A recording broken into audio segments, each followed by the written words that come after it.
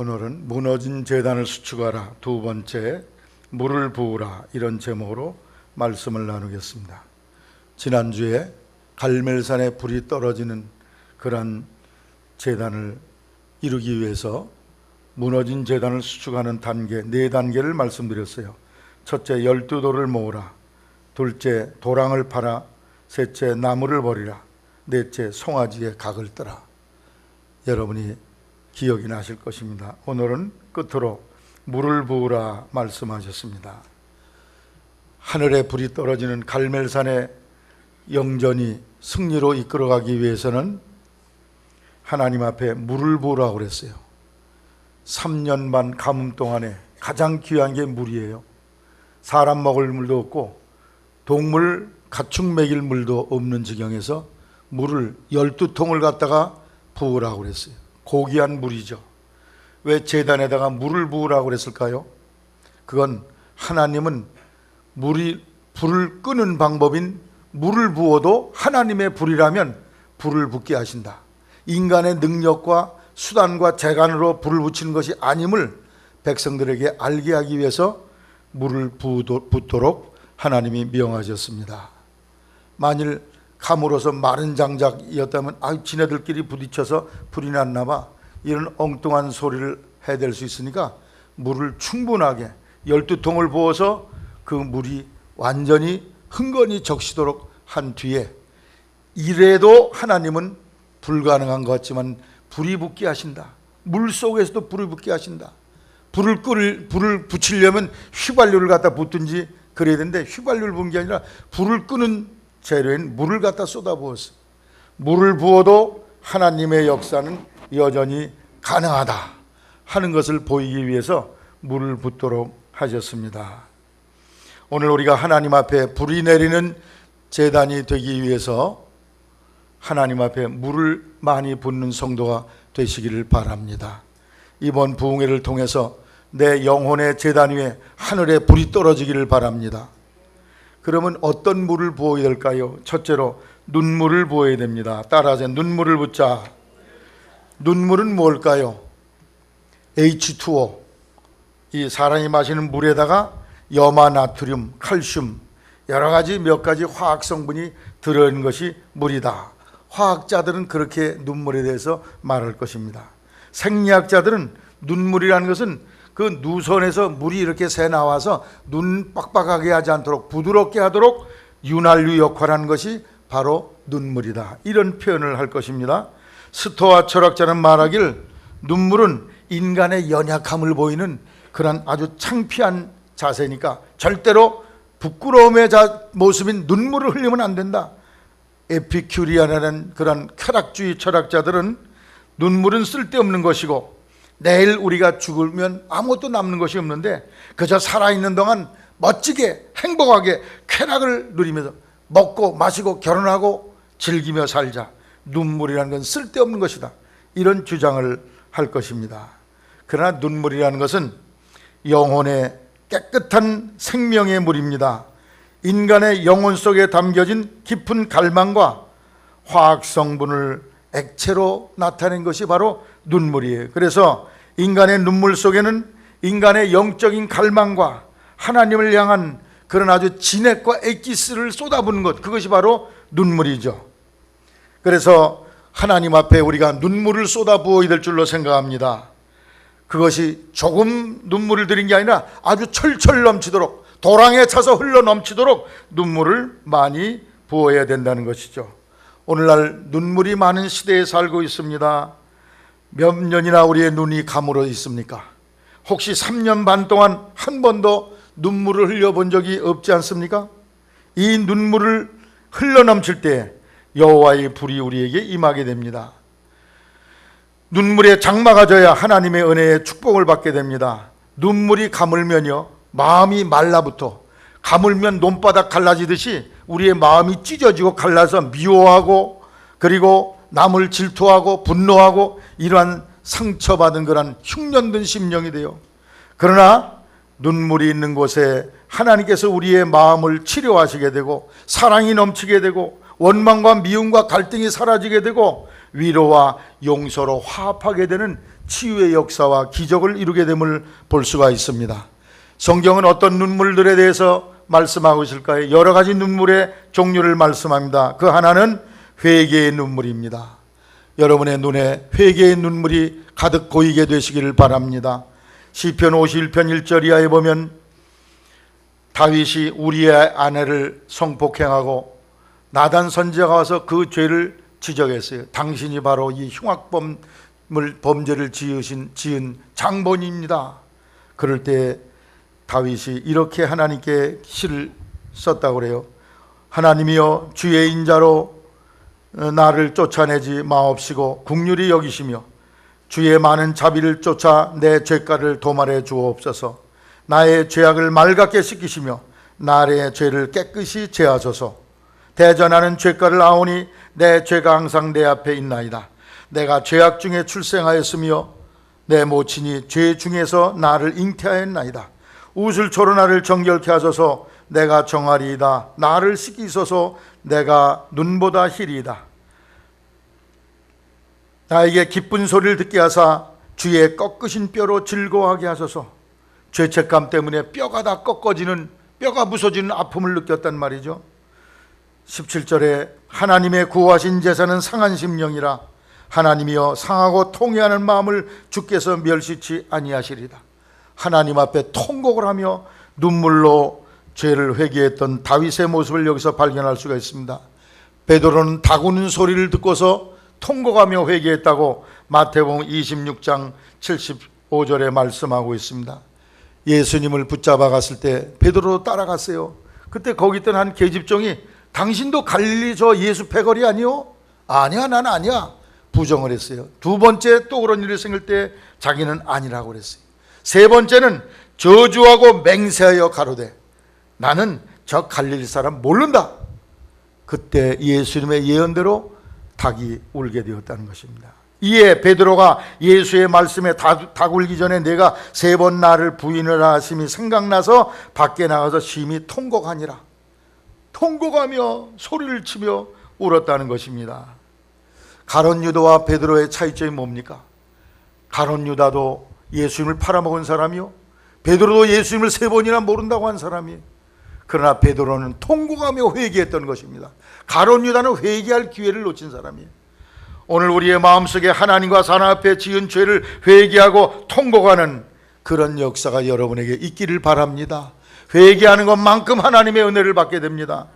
찬송가 177장에 성령이여 강림하사 나를 감화하시고 애통하며 회개한 마음 충만하게 하소서. 예수여 비오니 나의 기도 들으사 애통하며 회개할 마음 충만하게 하소서. 회개의 영을 내게 보내주시옵소서. 내 죄를 깨달아 회개하고 통곡하며 하나님께 내 죄를 자백하게 하옵소서. 제가 고등학교 2학년 때 성령 세례를 받을 때 한 보름 동안을 기도만 하면 죄를 회개하게 됐어요. 내 생각에 마치 영화 필름처럼 그런 과거에 그릇됐던 일들이 다 떠오르고 생각나게 하고 영화 필름처럼 지나가면서 죄를 회개하는데 한 15일 동안을 그런 일을 지속했어요. 수건이 젖도록 기도를 했어요.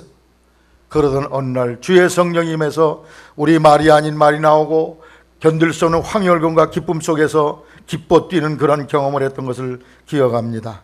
눈물의 회개, 통곡의 회개가 여러분 눈에서 콸콸 쏟아져 나와 홍수가 일어나기를 주님의 이름으로 당부를 드립니다. 또 간구의 눈물, 기도의 눈물이 우리에게 있어야 돼요. 열왕기하 20장 1절에 보면 히스기야 왕이 죽게 되었습니다. 병들어 죽게 됐어요. 그래서 이사야 선지자를 보내서 왕이시여 당신이 죽을 날이 가까웠으니 이제 후계자를 준비하고 죽을 준비하시고 가산을 정리하소서. 그랬더니 히스기야가 벽을 향해서 하나님께 눈물로 기도합니다. 여호와여 구하오니 내가 진실로 선하게 산 것을 기억하여 주시옵소서 하며 따라서 심히 통곡하더라. 통곡하는 게 아주 목청을 돋우어서 울면서 하나님께 간절히 기도했다는 거예요. 그랬더니 이 메시지를 전하고 이사야가 집으로 가는 도중에 예루살렘 성에 한복판쯤 이러는데 다시 하나님이 메시지를 보내셨어요. 야, 다시 돌아가라.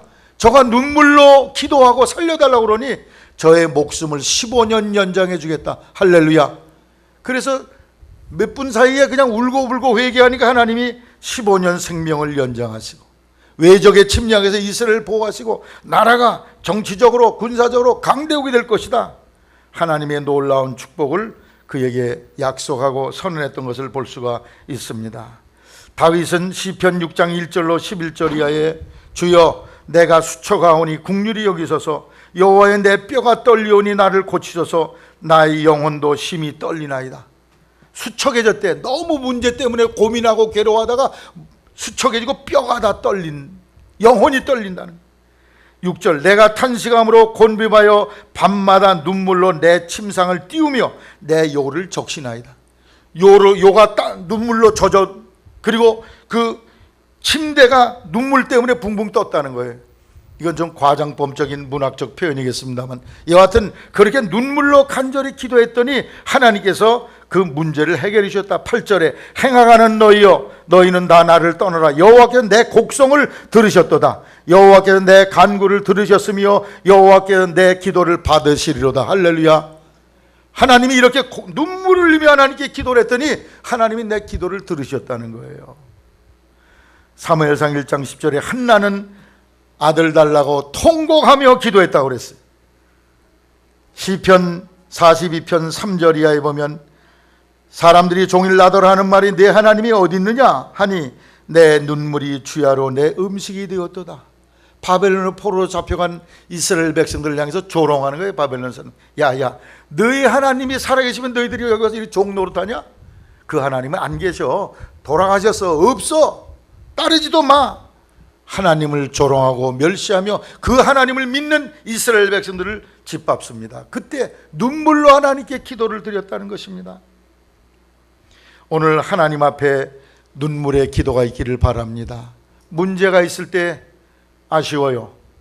저분은 꼭 좀 간절히 기도했으면 좋겠는데 기도하는 자리에 그분이 안 계실 때 너무나 안타깝습니다. 하나님께 나와서 통곡을 하며 부르짖어 하나님께 살려달라고 눈물을 쏟으며 기도하면 그가 가지고 있는 질병의 문제든지 가정의 문제든지 사업의 문제든지 뭔가 하나님이 해결하신 길이 열릴 텐데 그냥 설교 이렇게 듣고 감상하고 돌아가시는 걸 보면 내 마음이 너무 아파요. 상처가 돼. 저분에게 꼭 필요한 말씀인데 다윗은 블레셋 사람들에 의해서 여러 가지 곤경과 어려움을 겪을 때 이렇게 기도했어요. 하나님이여 나를 궁휼히 여기소서. 사람이 나를 죽이려고 계속 나를 압제하나이다. 8절 나의 유리함을 주께서 계수하셨으니 나의 눈물을 주의 병에 담으소서. 눈물병이 있었다 그래. 눈물 담는 병. 이렇게 하나의 상징적인 표현이었겠죠. 내 눈물이 얼마나 많다는 걸 하나님이 아시죠? 그런 표현이겠죠. 눈물을 흘리면서 위기와 어려움 속에 살려달라고 간청했는데 우리 선회교회 성도들이 이러한 기도자가 되기를 바랍니다. 눈물이 너무 뽀송뽀송해. 눈물이 말랐어. 가뭄 들어서 이렇게 갈라진 논바닥처럼 아주 너무 매끈하고 깨끗해. 이런 데는 응답이 있을 수가 없어요. 눈물을 흘리면서 콧물을 흘리면서 대굴대굴 구르면서 하나님을 찾고 땅땅 부르짖으며 하나님의 도움을 구하시기를 주의 이름으로 부탁을 드립니다. 히브리 5장 7절 말씀에 예수님은 육체에 계실 때 자기를 죽음에서 능히 구원하실 이에게 따라서 심한 통곡과 눈물로 간구와 소원을 드렸다고 그랬어요. 예수님이 그런 기도를 드렸는데 예수님을 따르는 우리가 그렇게 눈물 한 방울 없이 거저먹기로 무슨 하나님 복을 공중에서 뚝 떨어뜨리기를 그냥 바라고 있습니까? 여러분 눈물의 기도가 여러분에게 있기를 주의 이름으로 부탁을 드립니다. 그때 하나님이 응답하세요. 하나님이 역사하십니다. 그리고 더 나아가서 감사의 눈물이 있어요. 감사와 찬송. 너무 주신 은혜가 커. 하나님의 은혜를 생각하면 너무 감격스러워. 누가복음 7장 38절에 옥합을 깬 여인에 대한 이야기가 나와요. 옥합을 깨서 예수님께 붓고 눈물을 흘리며 예수님의 발을 씻기고 머리카락을 수건 삼아서 닦아드렸다고 그랬어요. 그때 예수님을 청했던 그 주인이 아이고 예수님이 선지자라면 저 여자가 어떤 더러운 여자인지 알 텐데 속으로 그렇게 했을 때 예수님이 이렇게 말했어요. 어떤 사람에게 5억 빚을 진 사람이 있고 50만 원 빚진 사람 두 사람이 있는데 둘 다 지질이 망하고 가난해서 갚을 능력이 없어서 그 채주가 다 탕감해 주었다. 그러면 그 둘 중에 누가 더 주인을 고맙게 여기고 사랑하겠냐? 그야 물론 5억 탕감받은 사람이죠. 많이 탕감받은 사람이 많이 사랑하지 않습니까? 당연한 거 아닙니까? 이 여자가 이렇게 눈물로 300데나리온 해당되는 향수를 붓고 눈물로 내 발을 씻긴 것은 이 여자의 죄가 많이 용서받았기 때문이다. 조금 용서받는 사람은 조금 사랑하고 많이 용서받는 사람은 많이 사랑한다. 오늘 주님의 은혜에 감격스럽게 이 여인이 감격을 다해서 감격스러워서 감사의 눈물을 드렸는데, 오늘 우리에게 베푸신 은혜는 어떻습니까? 죄와 지옥에서 영원한 심판에서 우리를 건져주시고 영원한 생명을 주셨으니 얼마나 감사해. 할렐루야. 너무너무 감사해.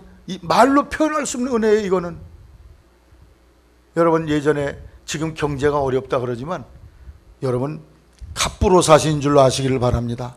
감사하시기 바랍니다. 여러분이 갑부에 옆 사람에게 말하세요. 갑부입니다. 엄청 부자시네요.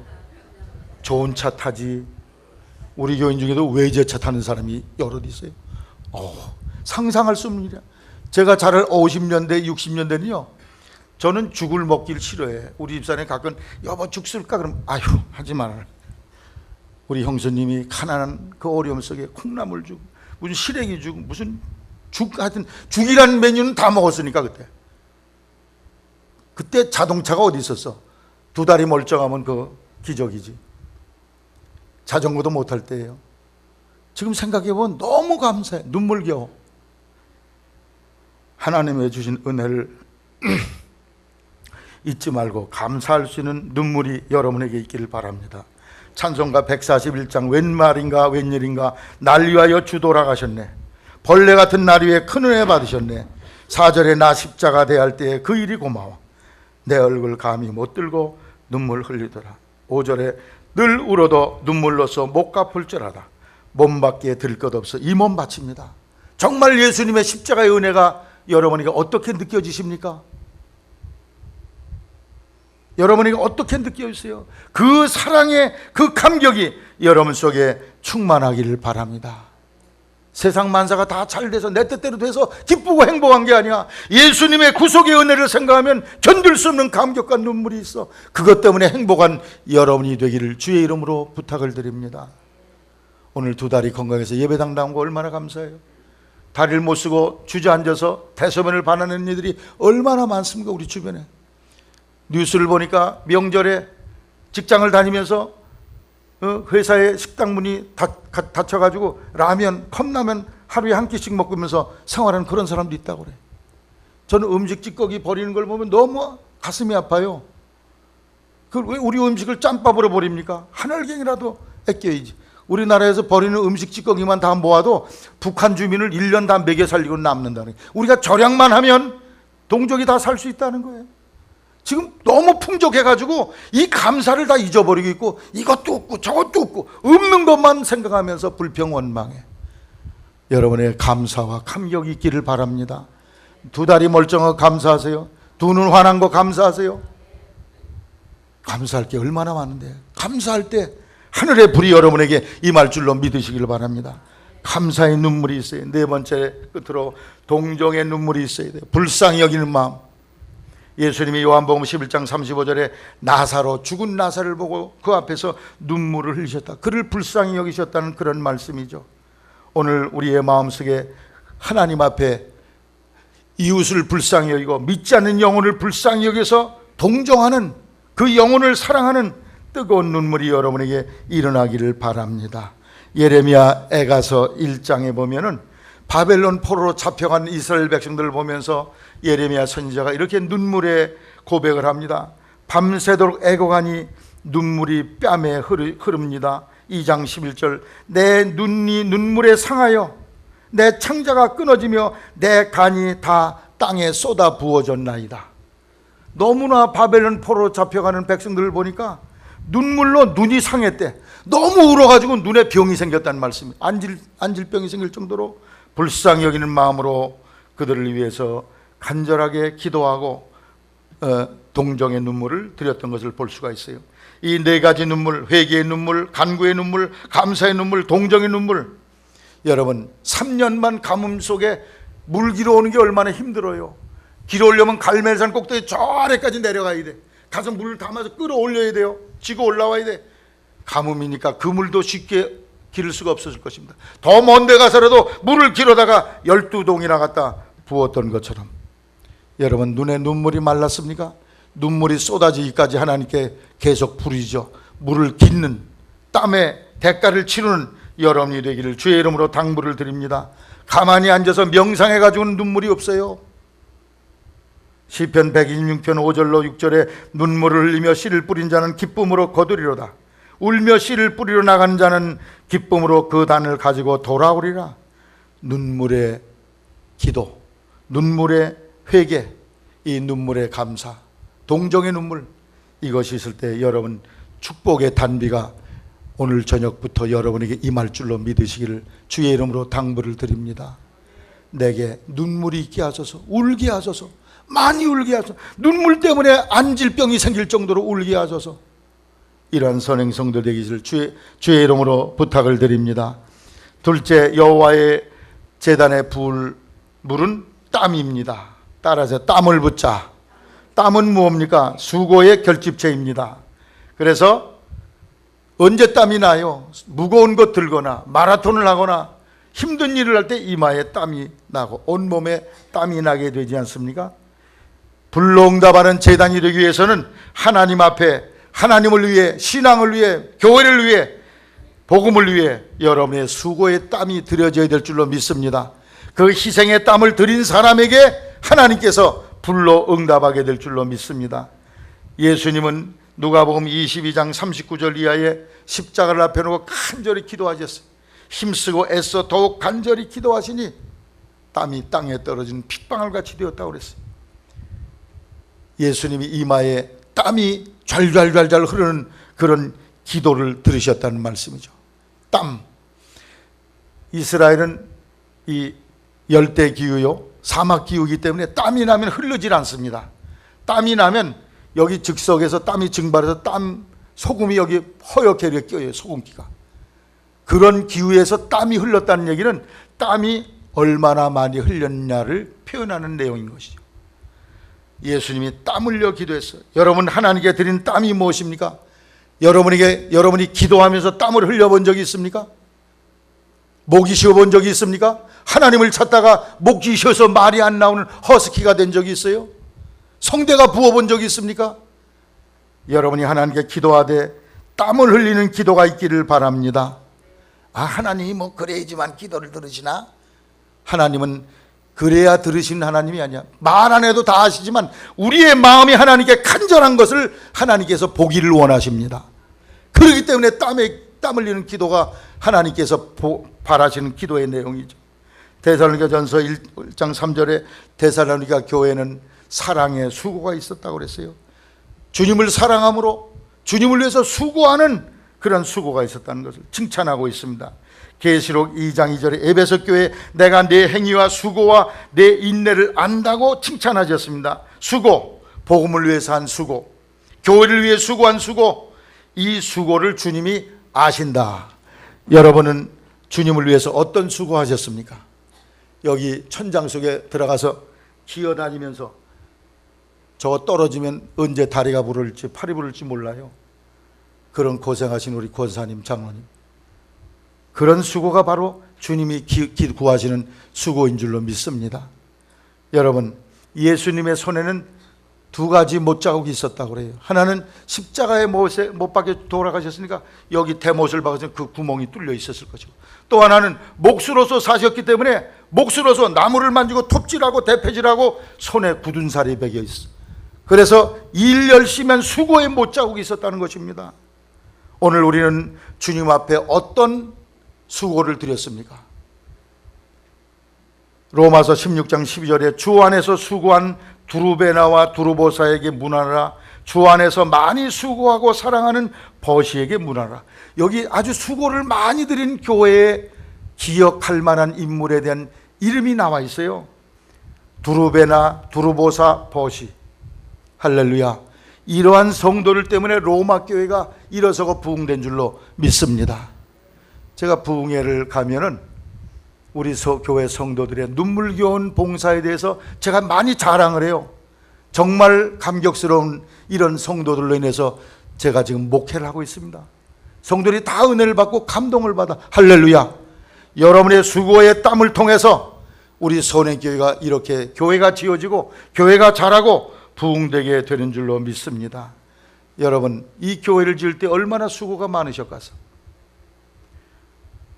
저도 어릴 때 교회 가서 식목일 되면 나무 심으러 오라 그러면 나무 심으러 갔어요. 또 교회 교육관 짓는데 벽돌 나르러 다녔어요. 교육관을 짓는데 유리를 끼울 돈이 없어요. 그래서 제가 그때 학생회장인데 집집마다 다니면서 유리창 헌금을 제가 청구하러 다녔어요. 여기 유리 한 장 끼는데 얼마 돈이 드니까 몇 개 좀 해주세요. 유리창 닦다가 유리가 그만 깨져가지고 여기 손에 큰 상처를 입었어요. 지금도 흔적이 남아있어요. 토요일 날이면 제가 학생회장이었는데 학생들 신방 다니느라고 열심히 신방 다녀서 우리 학생부를 부흥시켰어요. 우리 중고등부도 학생회장이 있나요? 누가 회장이에요? 네? 유주연이? 이 규리가 신방 열심히 해야 되겠네요. 세배하러 열심히 다녀서 규리가 학생들 모아서 세배하러 왔더라고. 권사님 집에 가고. 잘한 일이죠. 제가 전도사 할 때는 당시에 교회 자전거도 없던 시대예요. 걸어다니면서 신방했어요. 수유리에서 저 도봉산 인데까지 주로 걸어다니는 거지 뭐. 나중에 3년 되니까 뒤꿈치에 병이 생겨가지고 걷기가 힘들더라고. 여기 강화 최교명 목사님한테 침을 맞고 나니까 훨씬 시원해지더라고. 주님을 위해 수고하고 땀 흘린 그런 수고가 우리에게 있을 때 그 섬기는 교회가 일어서게 될 줄로 믿습니다. 홍수가 나서 수재가 나면 이런 의연금 바구니를 만들어서 들고 수색시장, 모래시장, 홍제동 시장, 불광동 시장을 다니면서 부호금을 걷어다가 그걸 모아서 동아일보사에 갖다 낸 적도 있어요. 주님을 위해 수고한 그 수고가 하나님의 나라를 이루게 되는 줄로 믿습니다. 여러분, 세상 모든 수고가 다 중요하지만 하나님을 위한 수고는 영원히 남는 줄로 아시기를 바랍니다.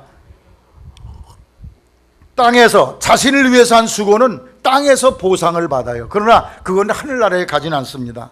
전도서 1장 2절 이하에 전도자가 가로되 헛되고 헛되며 헛되고 헛되니 모든 것이 헛되도다. 사람이 헤아려 사는 수고가 모든 수고가 자기에게 무엇이 유익한고 무엇인지 내 눈에 원하는 것을 내가 금하지 아니하며 무엇인지 내 마음에 즐거워하는 것을 내가 막지 아니하였으니 이는 나의 모든 수고 곧 내 마음이 수고를 기뻐하였음이라. 이것이 나의 모든 수고로 말미암아 얻은 분복이로다. 그러나 그 후에 본즉 내 손으로 한 모든 일에 수고한 모든 수고가 다 헛것이요 바람을 잡으려는 것 같이 헬에서 무익한 것이었다고 말씀하고 있어요. 이런 세상의 모든 일이 결국 나중에 죽는 날 가서 보니까 다 헛수고더라는 거예요. 여러분, 주 안에서 수고 많이 하시기 바랍니다. 주님을 위해 수고 많이 하시기를 바랍니다. 고린도전서 15장 58절에 내 수고가 주 안에서 헛되지 않은 줄을 알미라. 주님을 위해 수고한 것 헛되지 않아 하늘나라의 상급이 되고 땅에서는 축복의 열매로 열려진다는 거죠. 땅에서 여러분이 직장에서 수고하고 사업을 위해 수고하면 땅에서 열매를 거둬. 그래서 여러분의 사업이 잘 되고 직장에서 대접을 받고 인정을 받는 거죠. 가족을 위해 땀 흘린 것 가정이 행복해. 사업을 위해 수고한 것 사업이 잘 돼. 직장에서 수고하면 직장에서 인정받고 직급이 올라가고 존경받게 됩니다. 그러나 그 모든 수고는 주님 밖의 수고예요. 주님을 위해서 일한 수고만이 하늘나라에 기록되고 영원히 남게 됩니다. 여러분이 장관 지내셨어요? 사장님으로 수고하셨어요? 또 나라를 위해 순국자가 되셨어요? 그러면 나라가 다 보상을 해줘. 장관이 되고 또 순국자가 되면 그 자손들까지 국가에서 재정적인 지원을 해서 그들을 뒷바라지 않습니까? 나라가 그것을 뒷바라지. 그러나 그런 수고를 했다고 해도 하늘나라의 상은 기록이 안 됩니다.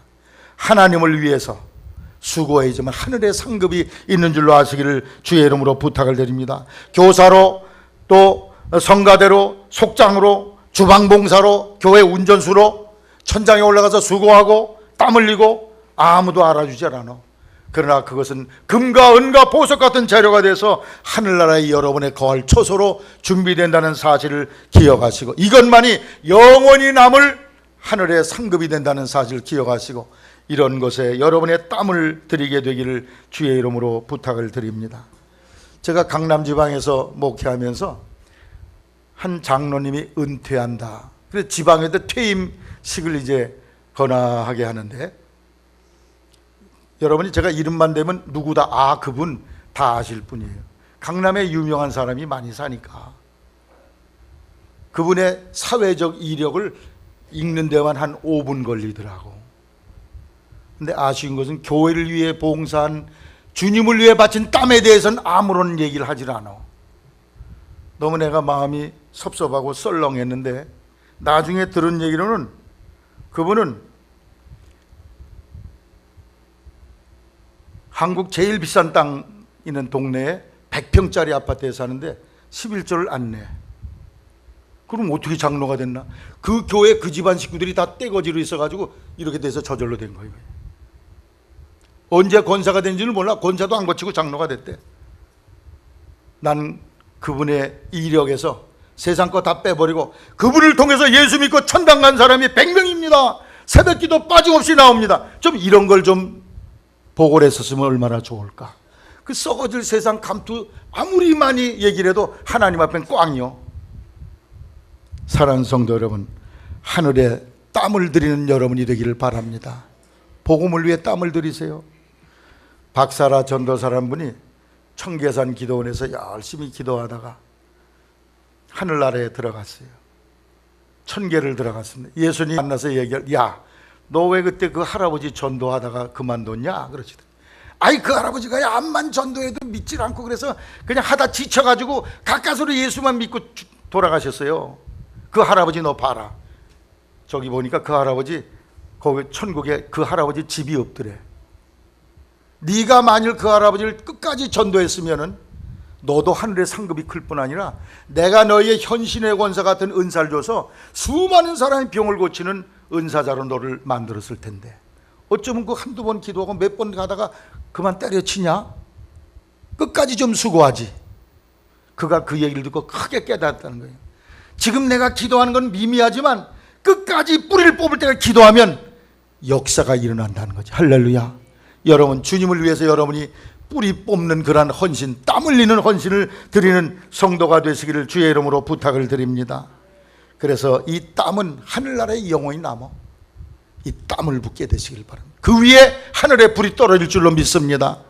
주님을 위해 아무 땀을 흘리지 않아. 아무도 한 일이 없어. 그런 사람이 왜 무슨 불이 내리갔어? 주님을 위해서 여러분, 야, 이건 내 땀이야, 내 진액이야 하는 것을 주님께 드릴 수 있는 성도가 되시기를 주의 이름으로 부탁을 드립니다. 저기 김포서 오는 학생은 주님께 뭘 바치고 싶어요? 어떤 땀을 드리고 싶어요? 앞으로 의사가 돼서 정말 주님께 땀 드리고 싶어요? 그렇게 되기를 바랍니다. 그 고개 흔든 대로 될지어다. 세 번째는 피를 드려야 돼요. 하나님께 드릴 수 있는 가장 중요한 것, 피는 희생을 뜻하는 거죠. 하나님의 제단에 희생의 피를 드리기를 바랍니다. 희생은 뭡니까? 양과 소와 비둘기를 잡아서 피를 바치는 걸 말하는 거죠. 그런 생명을 드리는 희생적 전도, 희생적 기도, 희생적 헌신을 그 위에 하늘의 불이 떨어질 줄로 믿습니다. 오늘 우리가 평안히 믿음 생활하고 이 반토막으로 자유롭게 살 수 있는 것은 우리 믿음의 선구자들의 선조들의 순교의 피가 이 땅에 뿌려졌기 때문에 이렇게 살려주고 계신 줄로 아시기를 바랍니다. 그래서 이 선조들의 희생을 통해서, 그 희생의 피를 통해서 이 나라를 하나님이 지금 지켜주고 계신 거예요. 스데반이 피 흘려 죽는 사건을 통해서 사도 바울이 회개하게 됐어요. 사도 바울을 누가 회개시킨 줄 아십니까? 회개시키는 중요한 사건은 스데반의 죽음이에요. 돌에 맞아 죽으면서도 용서의 기도를 드리고 예수님이 하나님 보좌 우편에 있다고 기쁨으로 순교의 자리에 이른 그 스데반을 보고 사도 바울이 충격을 받은 거예요. 아니, 나는 율법 선생이요, 율법의 완벽한 자인데 저런 사람, 저 마음을 갖지 못했는데 저는 어떻게 저런 생각을 갖고 있을까? 저렇게 죽을 수 있을까? 스데반의 순교가 바울에게 그냥 큰 충격을 주어서 그를 회심시키기 위한 강력한 기간이 근거가 됐던 것을 볼 수가 있습니다. 바울의 순교가 세계를 복음화시키는 유럽 전도의 그러한 씨앗이 됐던 것을 볼 수가 있습니다. 일제 치하에서 우리 감리교 신석구 목사님을 비롯한 여러 순교자들의 피가 있기에 오늘 대한민국이 이렇게 국권이 세워져 있는 줄로 믿습니다. 디모데후서 4장 6절에 바울 사도는 관제와 같이 벌써 내가 부음이 되고 나의 떠날 기약이 가까웠다 그랬어요. 관제라는 건 뭐냐? 기름이나 피를 부어서 드리는 제사를 말합니다. 이 제사를 귀신 숭배하는 사람들이 지금 써먹고 있어요. 그래서 산소에 가면 술잔 이렇게 돌려서 딱 보여, 땅에다. 그게 바로 관제거든. 성경에도 관제가 나와. 이 성경에 나오는 걸 귀신들이 가져다가 자기들이 사용하고 있는 거죠. 그래서 자기의 피를 바쳐 순교할 날이 가까웠다, 그런 말씀입니다. 이 선언교회가 이루어지기까지 여러분의 피가 드려진 줄로 믿습니다. 여러분이 가장 귀한 것, 땅을 팔고 집을 팔아서 이 교회를 오늘까지 일구오신, 78년 동안 일구오신 그 성도들의 그 피 위에 이 선행교회가 세워져 있는 줄로 믿습니다. 로마서 12장 1절에 그러므로 형제들아 내가 하나님의 모든 자비하심으로 너희를 권하노니 너희 몸을 하나님이 기뻐하시는 거룩한 산 제물로 드리라. 산 제물이 뭐예요? 소양 비둘기를 죽여 피를 바치는 그런 제사를 드려라. 이것이 바로 너희의 드릴 영적인 예배래. 이게 바로 영적인 신령한 예배라는 거예요. 여러분의 희생이 드려지는 그런 제사 위에, 그런 예배 위에 하늘의 불이 내릴 줄로 믿으시기를 주의 이름으로 부탁을 드립니다. 교회에는 세 종류의 신자가 있어요. 여관직 같은 그런 신자가 있어. 잠깐 들렀다가 이 교회에서 어떻게 예배드리나 귀경하고 그냥 가버리는 사람. 가끔 그런 사람들이 왔다 갔다 하죠. 또 전세직 같은 사람이 있어요. 2년 계약하고 계약 만료되면 떠나가 버리는 사람. 이 우리 선행교회도 그런 사람이 있어요. 그 사람을 만나가들랑 그분에게 그렇게 얘기하세요. 당신은 전세집 신자군요. 딴 교회 가서 전세 들었다가 또 떠나 그 사람. 여기서 새기지 못한 사람은 딴 데 가도 못 가. 안에서 새는 바가지 밖에 가도 새게 돼 있어. 어디 가면 천사만 모인 교회가 있어요. 그 교회 가도 거기도 속썩는 일이 있고 여기 가도 갈등이 있고 저기 가도 있고 한 군데서 여러분이 스스로를 만들어가는 성도가 되시기를 바랍니다. 근데 여관방에 드는 사람이 그 여관 위에서 수고하겠어요? 전셋집 든 사람이 남의 집 망가지고 고치 갔어요? 절대 그렇잖아요. 따라해. 내 집 신자. 내 집이야 이 집이. 그러면 여기 망가진 걸 누가 고쳐야 돼? 내가 고쳐야 돼. 내가 고치려고 했어. 내 집 신자는 이 마이크가 고장났더니 문제가 있다니 이걸 해놓고 싶어. 할렐루야. 할렐루야. 내 집 신자가 돼야 돼. 이 집이 내 집이야. 내가 여기서 뼈를 묻을 교회다. 내 죽을 때까지, 내 자손들까지, 내 손자 때까지 여기서 믿음 생활해야지.